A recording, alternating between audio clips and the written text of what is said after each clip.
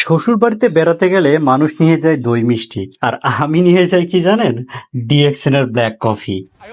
যেখানেই যাই আমার সবচেয়ে আপন সঙ্গী এই ব্ল্যাক কফি। কারণ এটা কোনো সাধারণ পানীয় নয়, এটা এক বিশেষ ধরনের স্বাস্থ্য উপকারী উপাদান। আর জানেনই তো, শ্বশুর বাড়িতে মজার মজার খাবার খেলে অতিরিক্ত মেদ চর্বি জমে যাবে না, সেটা তো কমাতে হবে। তাছাড়া ডায়াবেটিসের ঝুঁকি তো আছেই।